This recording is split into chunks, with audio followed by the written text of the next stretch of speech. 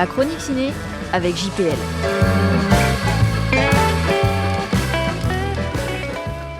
La petite dernière de l'émancipation.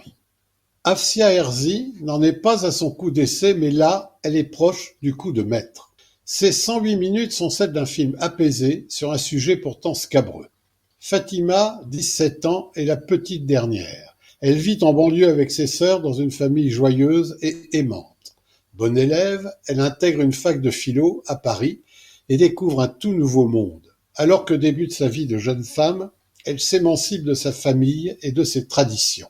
Fatima se met alors à questionner son identité, comment concilier sa foi avec ses désirs naissants. Un film sensible et subtil sur l'appropriation d'une identité nouvelle. Ce drame est l'adaptation d'un monologue du registre de l'autofiction signé de Fatima Das. Afsia Herzi lui confère son caractère réaliste tout en y ajoutant sa patte personnelle faite de singularité romanesque et d'audace tranquille.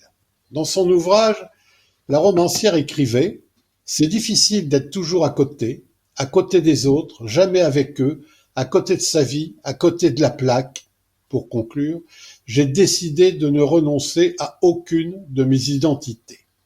C'est bien là tout le sens de ce film.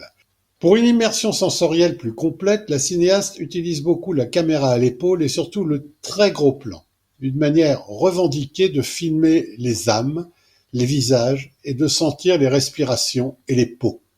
Si je ne décerne pas une note maximum à cet excellent film, c'est à cause d'un certain nombre de maladresses, des personnages qui apparaissent puis disparaissent sans n'avoir rien apporté de nouveau au scénario, la thématique de la dépression qui tombe comme un cheveu sur la soupe, ou encore le milieu du film qui multiplie à l'excès l'enchaînement systématique et monotone, fêtes, scènes de sexe, ruptures, etc. Mais qu'importe, on a envie de défendre ce film aussi ambitieux que casse-gueule, qui nous parle d'émancipation comme rarement.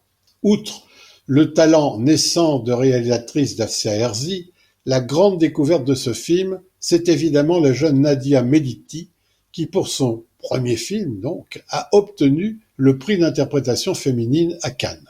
Repérée dans une gay pride, lors d'un casting sauvage, elle est impressionnante de retenue expressive.